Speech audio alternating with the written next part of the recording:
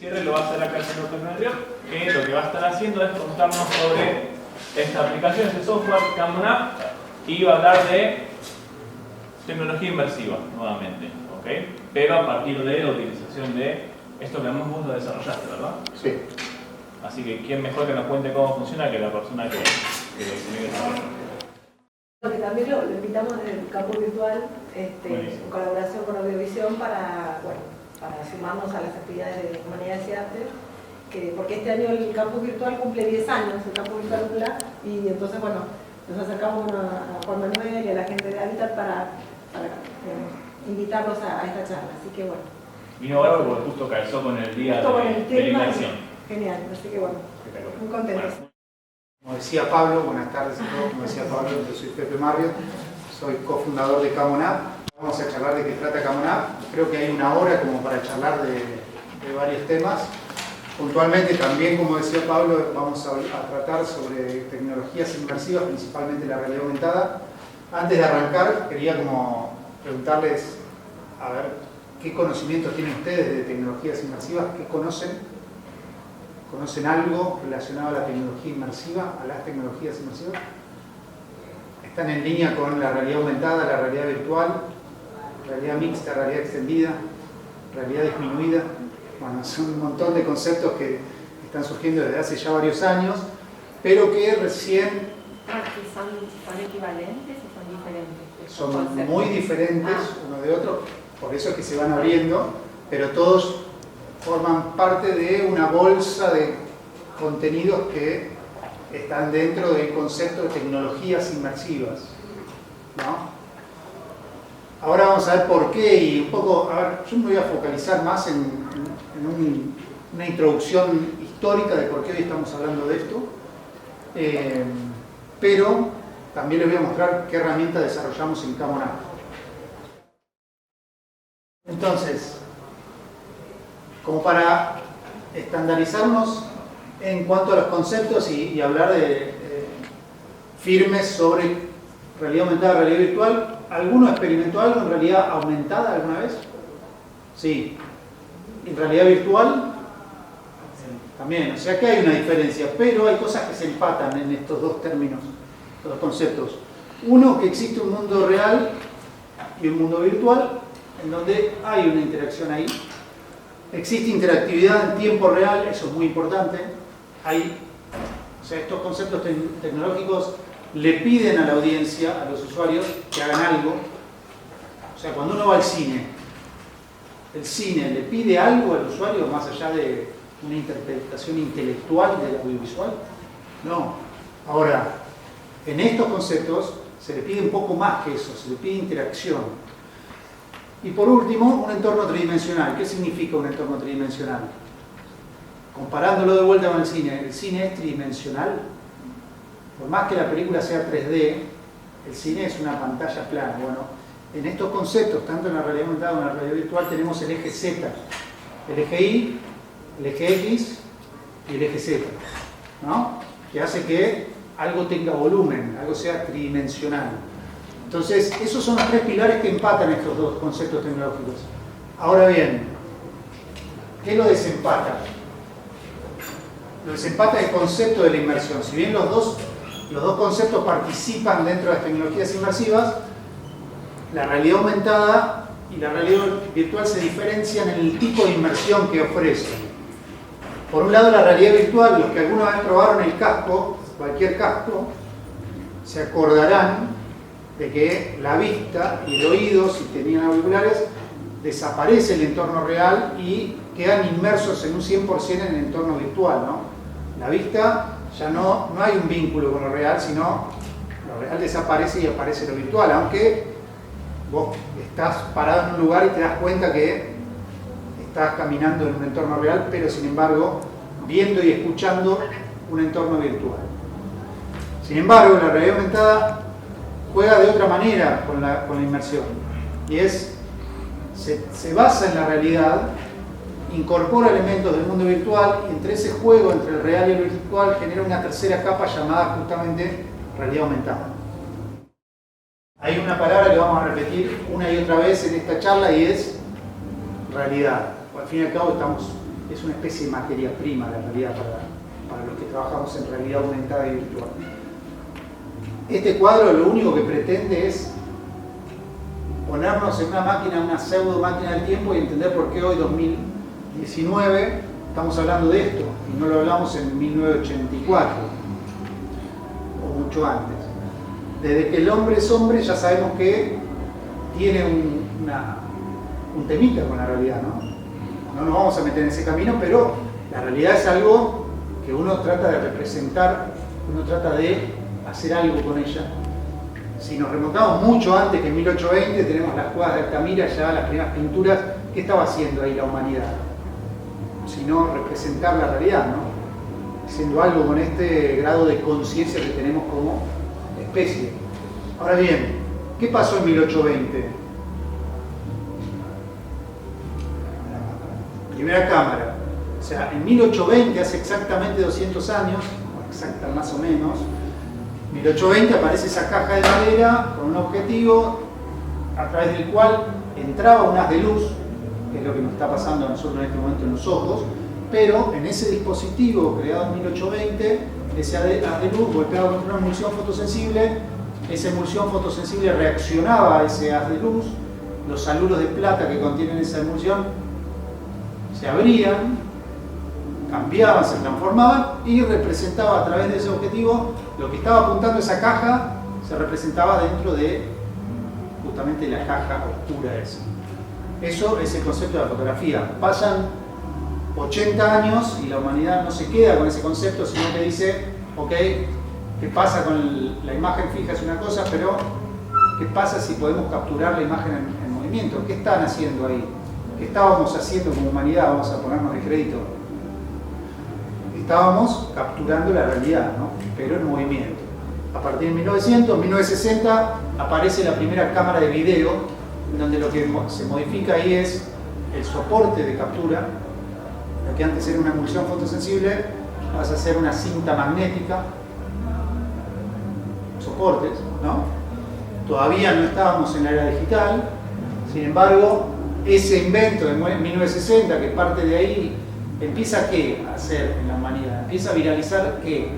Esta posibilidad de que cualquier hijo de vecino pueda capturar la realidad, no solo desde el punto de vista en un frame fijo, en una imagen estática, sino capturar la realidad en movimiento, ¿no? Pasan 40 años, fíjense la curva, ¿no?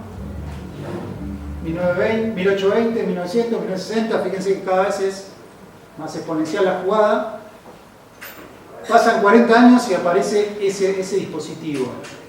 Ese dispositivo que tiene una cámara, es un teléfono que servía en su momento para hablar por teléfono, aunque no lo crean, y tiene una cámara incrustada ahí. A un japonés se le ocurrió crear esto que se llamó el J-Phone, que es el primer celular, dispositivo móvil, para hablar por teléfono, que de repente venía con una cámara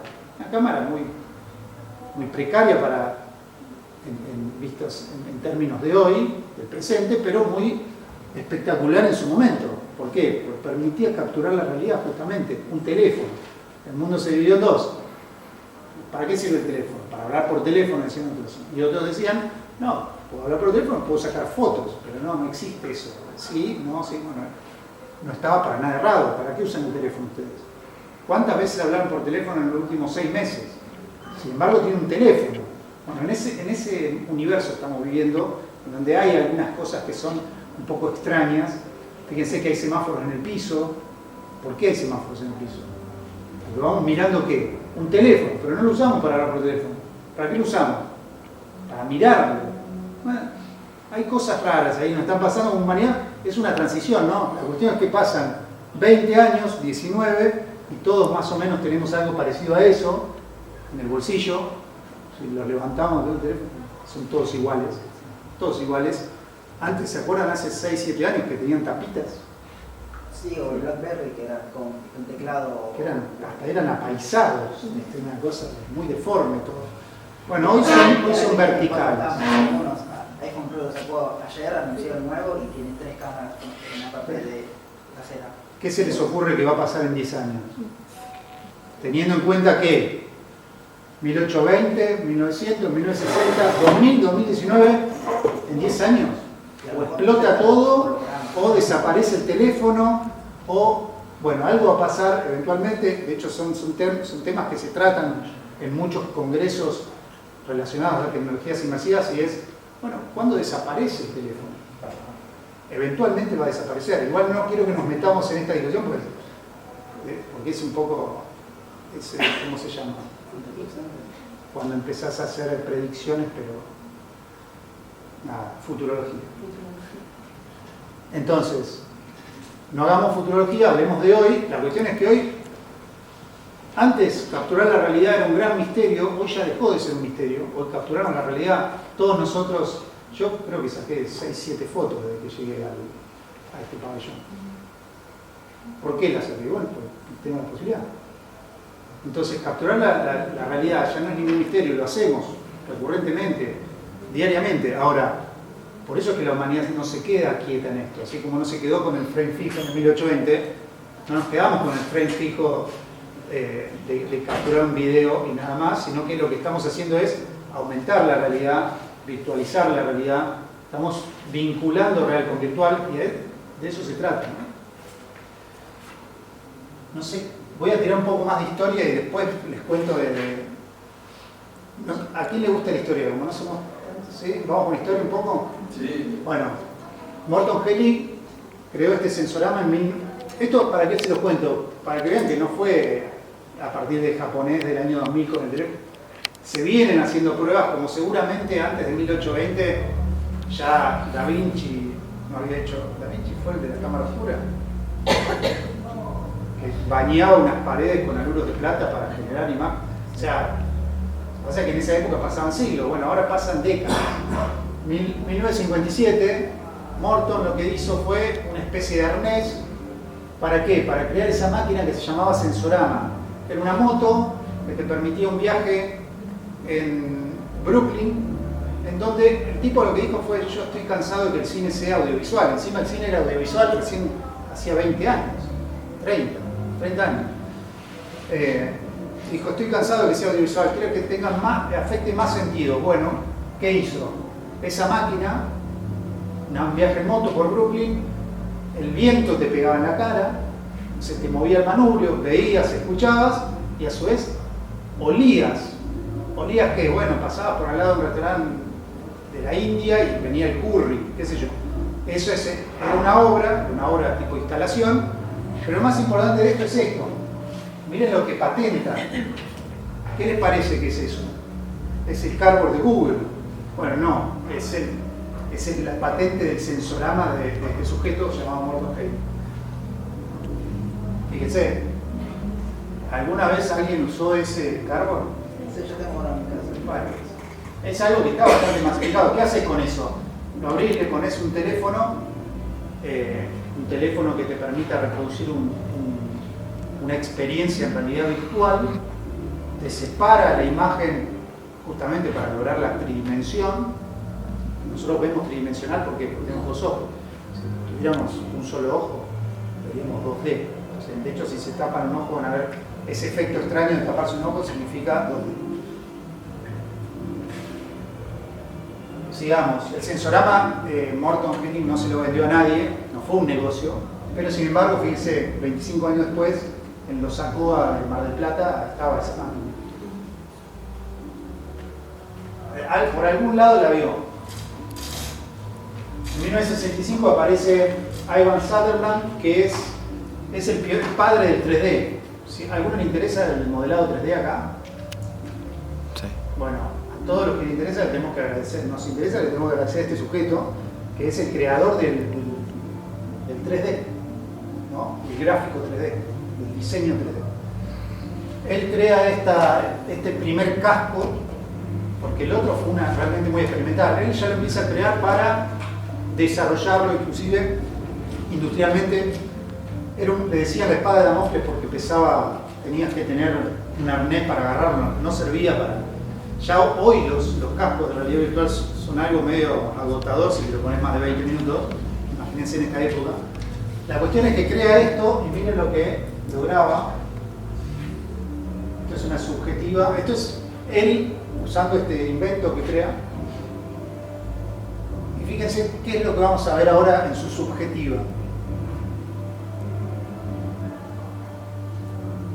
Eso. Los que usaron alguna vez un casco de realidad virtual me van a decir que es porquería el resultado de Sutherland. Sin embargo, él es el primero que logra jugar entre lo real y lo virtual con morfología tridimensional. Fíjense que hay puntos de fuga, que depende de dónde se mueva el interactor, el objeto se queda en un lugar u otro, se modifica. Bueno, él dio los primeros pasos para que hoy estemos hablando de las tecnologías inmersivas. Pasan los años, 1989 aparece Jaron Lanier, que trabajaba en Atari, se va con un compañero de trabajo, se va de Atari y hace una empresa para el entretenimiento pasaron muchos años, ¿no? Ya estamos hablando de 1989. Hace esta empresa que se llama BPR Research, se llamó, crearon un guante y un casco. La empresa no funcionó, pero lo que sí funcionó fue el nombre que le decidió dar Jaron Lanier a la tecnología que estaba desarrollando con ese casco y con ese guante. Y le llamó intuitivamente realidad virtual. Entonces cada vez que decimos realidad virtual es gracias a este sujeto. Él es Lanier, también le gustan los instrumentos exóticos de viento, no sé. La cuestión es que él está en el board de Microsoft actualmente, escribió muchos libros, es como un izquierdista dentro del sistema capitalista, es una cosa muy particular estar en el board de Microsoft y tener ideas socialistas, es bastante particular. Pero lo más importante de este sujeto, más allá de sus ideas actuales o lo que sea, es que se le ocurrió este nombre que repetimos una y otra vez actualmente, ¿no? En 1990, un año después, Tom Poodle trabajaba en el MIT, el Instituto Técnico de Massachusetts, ¿no? Es uno de los más importantes del mundo en cuanto a avances tecnológicos. Y bueno, este sujeto le vino un problema concreto a solucionar a su equipo, a él y su equipo, que es la empresa Boeing, instalada en Seattle, le pide que por favor logren algún artilugio tecnológico para que los operarios, al mirar los planos de los aviones, no necesiten para la instalación eléctrica, por ejemplo, 158 planos, sino que tal vez con algún tipo de tecnología lograr que sea un solo plano o tres, pero que sobre ese plano, a través de las nuevas tecnologías digitales que en la época ya existían, como era la computación, pueda lograr algún tipo de solución a este problema. ¿Qué hizo este sujeto? Creó la realidad aumentada. ¿Qué es la realidad aumentada? El mundo real más el mundo virtual generan una capa, Claro, entorno mixto. tercera, exacto, un entorno mixto entre realidad y digital, que logra esto, el concepto de la realidad aumentada. Y lo más interesante de Tom Poodle es que le puso realidad aumentada. Entonces cada vez que decimos realidad aumentada es gracias a este sujeto.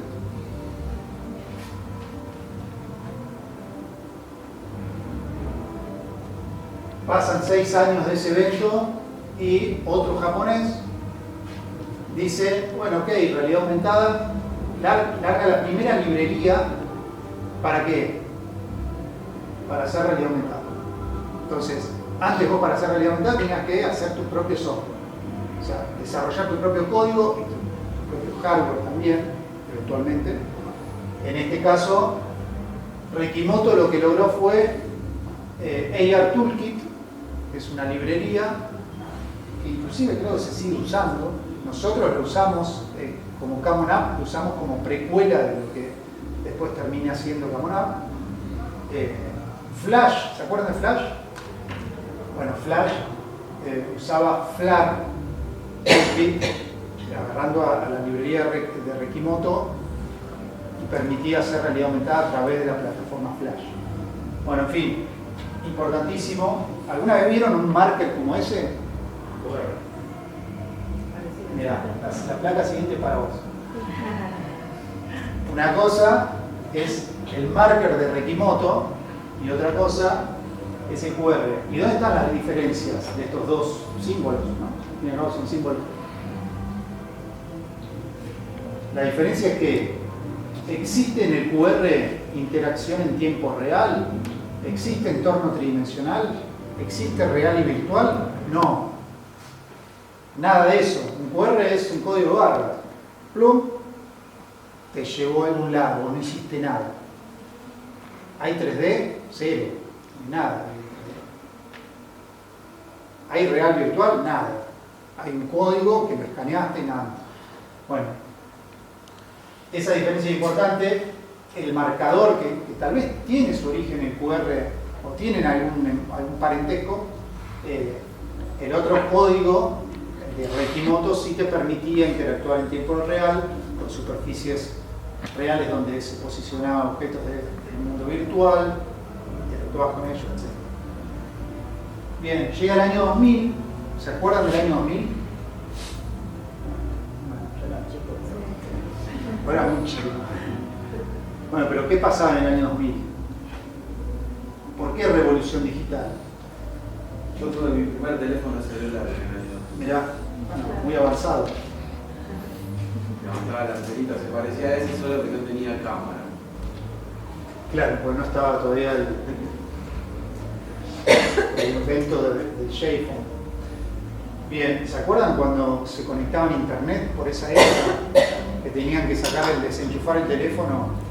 ¿Se acuerdan el sonido de la conexión? No lo escuchamos más ese sonido. Era un buen noise ese sonido, pero nada. ¿Qué más pasaba? Los dispositivos empezaron a ser así, un zapato así, para lograr a transformarse en una cosita plana el día de hoy, ¿no? O sea, ¿por qué revolución digital? Porque nuestra vida prácticamente sucede ahí adentro. Si yo les pregunto, hoy a la mañana, desde que se despertaron hasta que agarraron el teléfono, ¿cuánto pasó? ¿Cuánto pasó?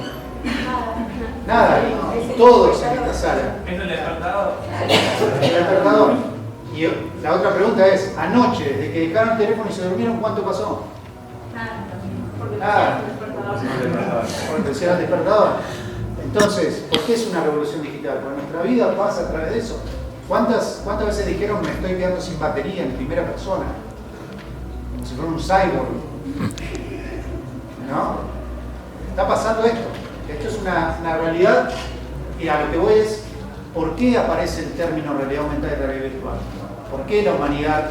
Porque justamente lo que haces a través de la realidad aumentada es tender un puente entre lo real y lo virtual, que si hoy le preguntamos a un niño que haga una diferenciación entre lo real y lo virtual, te miran como diciendo, no entiendo la pregunta.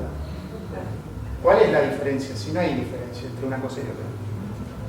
En cambio, para nosotros, para los que tenemos, que yo, puntualmente yo, más de 40, yo jugaba arriba de un árbol, ¿no? Tuve un teléfono grande, mundo virtual. Sí, tuve computadora en 1985. Tuve la suerte de que mi vieja compró una computadora en casa. Muy temprano, ¿no? Una Talent MSX 2, la recuerdo. Jugaba con esa computadora, empezaba a programar, pero no era que vivía diciendo me estoy quedando sin batería, mucho menos. Bueno, eso es lo que está pasando hoy. Es algo bastante espectacular, sin hacer juicio de valor. A algunos les puede gustar menos, más. La cuestión es que no lo va a frenar nadie, sino que se va a ir transformando. Y por eso es que los conceptos de realidad aumentada, realidad virtual, vienen a qué? Bueno, a tender esos puentes. Eventualmente el teléfono va a dejar de existir. El teléfono como lo conseguimos hoy. Sin embargo, no va a dejar de existir la vida virtual. ¿No? Entonces, bueno, ¿cómo vamos a ver dentro de 15 años nuestros perfiles sociales? ¿Vieron Black Mirror? Bueno, esa es la parte siniestra de la visión de la tecnología, ¿no? Puede que no sea tan siniestra, puede que, o sí, no lo sabemos, pero a eso nos estamos dedicando. Y por eso es que hoy ya no hablamos de capturar la realidad, sino de virtualizarla.